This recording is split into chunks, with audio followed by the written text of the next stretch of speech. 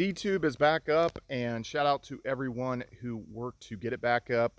And right now there's about 7 leaders at this point. There's typically about 15 leaders, and with this video, I want to reflect on kind of my experience with DTube going further back, but especially in the last year and a half. Because if some of you guys were tuning in, I took a bigger position, and I think that this video is a good insight of if you take a bigger position in smaller projects or just taking a big position in a project just in general. So one of my synopsises were, I guess kind of like things was we saw DTube come out around 2016, 2017. Well, it was more like 2017, and it was built on Steem.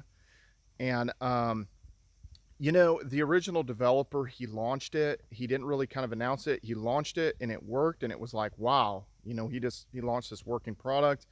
And this was super cool. And so a lot of kind of bigger YouTubers that had gained success there actually showed up on DTube. And these guys, were guys like Furious Pete, the Hodge twins, various different people showed up on DTube. And, this actually was good, I think, for the Steem blockchain. And there was also DLive at the time. And then we kind of had this fraction of the community, and you kind of see this with churches, you see it with crypto projects. It's just kind of human nature. People want a bigger piece of the pie, or they want to be in control. And then sometimes it's a technological thing that they might kind of break away and do something different. So DLive, they broke away to be on their own chain, and they had signed, I guess they had signed some deal with PewDiePie and all this other stuff. And so they kind of broke away from what's, the Steem blockchain. And DTube ultimately decided to do like an ICO or crowdfunding thing. It was like $1 per DTC per DTube, and they were going to break away to their own chain and because a big part of like why they did that, and it actually made a lot of sense to me, was they felt that the reward structure on Steem was not working, and they felt that DTube, that you needed to have like a liquid currency at all time, that it was always liquid, and that you weren't basically have this thing staked and have to enter this power down cycle of like a 3-month time frame. And the history of Steem, the power down cycle used to be over a year long, and then they realized that's not, people don't want to lock their coins up for a year. Ultimately it changed to 3 months, and then when Justin Sun took control of Steem Incorporated and then took over a lot of the witness nodes, they essentially went to like a 1-month power down for your funds.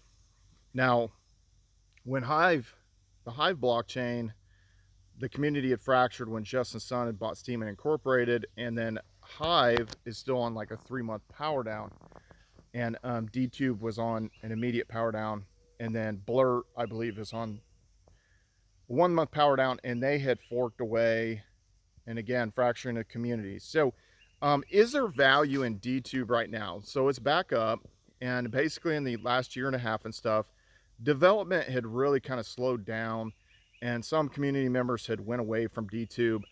And so can someone gain value out of DTube of what's currently going on? So there's 2 interfaces, potentially 3 if you count the mobile app, but 2 interfaces that are running, DTube.app, and then there's like DTube.luminade.fun that are up and running.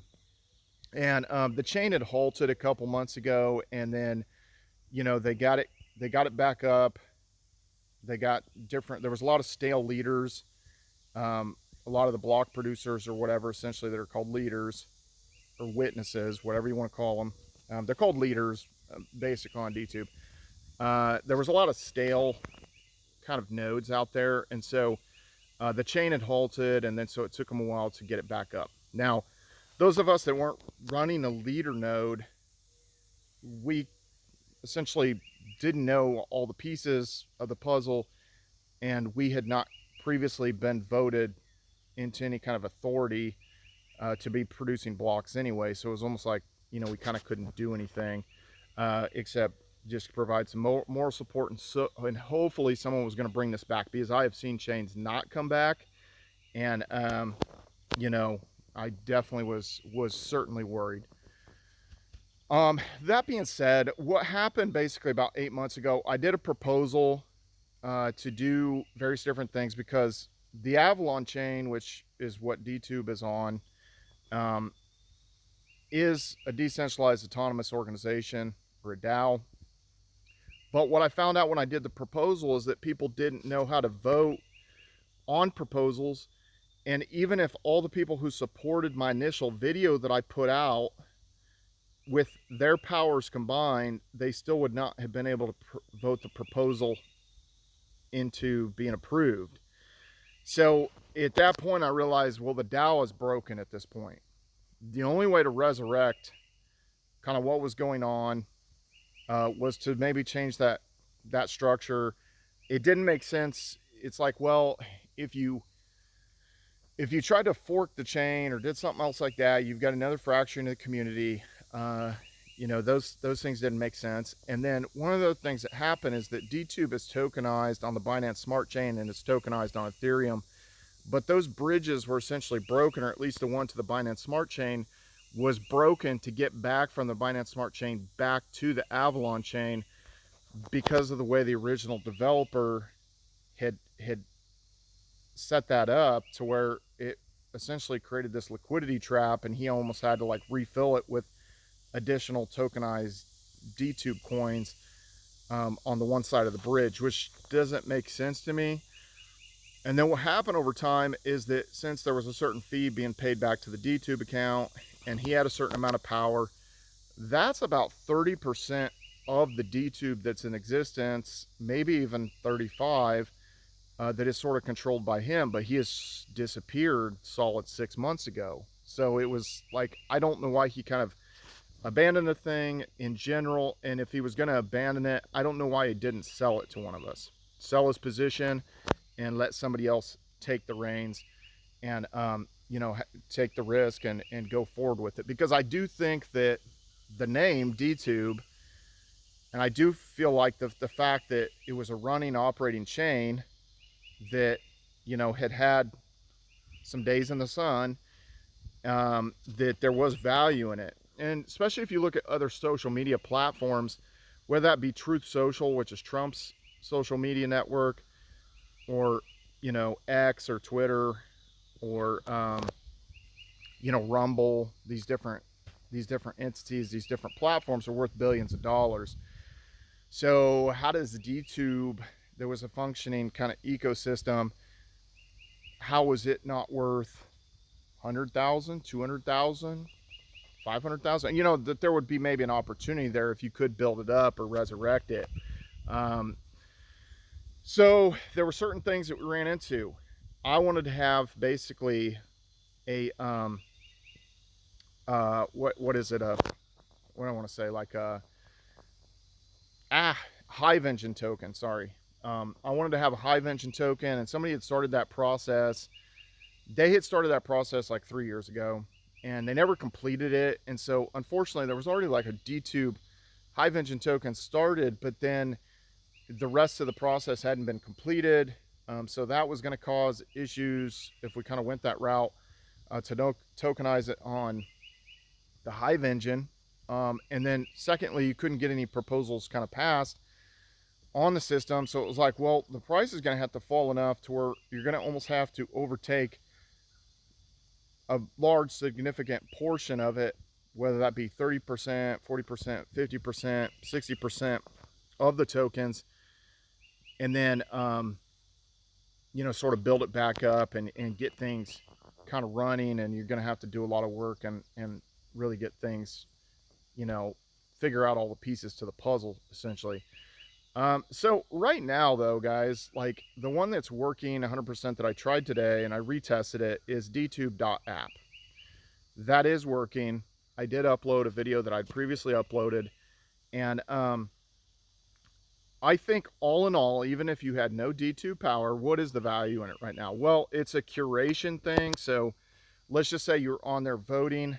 I'm able to basically log into my Hive account, my Steem account, my Blurt account, and my DTube account. So when I upvote somebody's content, it's actually upvoting them and giving me curation rewards on Steem, Blurt, and Hive all at once. So that in itself has value, even if you didn't have a monetary position in it. But you basically had power in Steem, Blurt, and Hive. So that gives you a little bit of value. And then, so for me, when I upload these videos, I upload it and it blows out to, again, DTube, Blurt, Steem, and Hive. So I earn all those for cryptocurrencies when I upload a video. So by that, but I do have some resources still stuck in there, and it's hard to say what the value is necessarily of DTube right now, because you had some of the training going on a small exchange called Ionomy, and like there wasn't a lot of liquidity over there.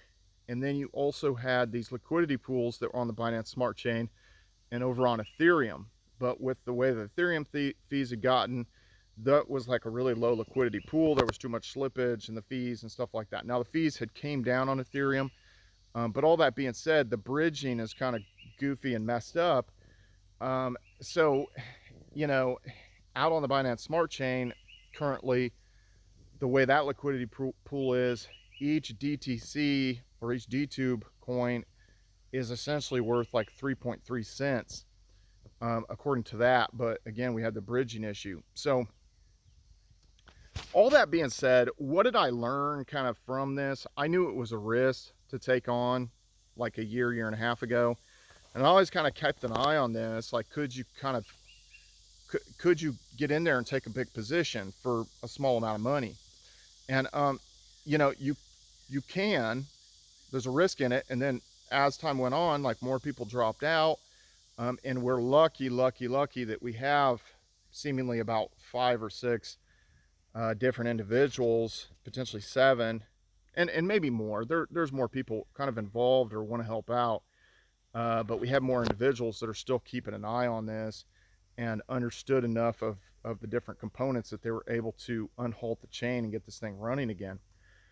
So again, more decentralization would need to occur, and you'd have to have, you need multiple entries and exits, both from a connectivity standpoint of, you know, different websites, different apps to connect to the thing that are functioning. And then you need more exchange support. So, and all that takes money. That's the problem is, you know, how much money are you going to spend to try to, you know, get all these, you know, get it listed on various different exchanges and stuff like that. And so that's where it knocked a little bit of wind out of me, is when the proposal system was not going to work. It was not going to work. You were just going to have to float the cost or spend the time or figure the stuff out yourself.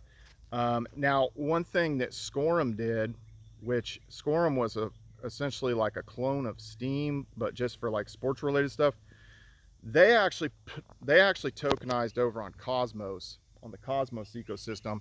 And you know, I think that that's one maybe kind of outlet to get to look more liquidity, and then also these other layer 1 chains getting out some more liquidity and stuff for DTube. So we'll see what happens going forward.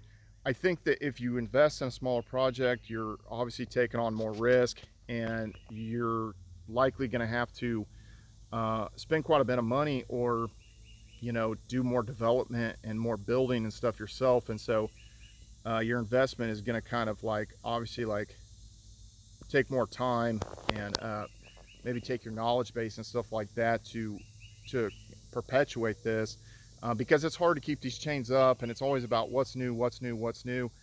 And so many people are chasing after memes, because that is really what is, in the past year and a half, that's really kind of what has really drawn a lot of excitement to these various different platforms and these various different chains. So anyway, guys, what do you think about DTube at this point? Blurt, Hive, Steem, and all these kind of ancillary platforms and blockchains that have been, you know, kind of this earning content and curation, content rewarding systems.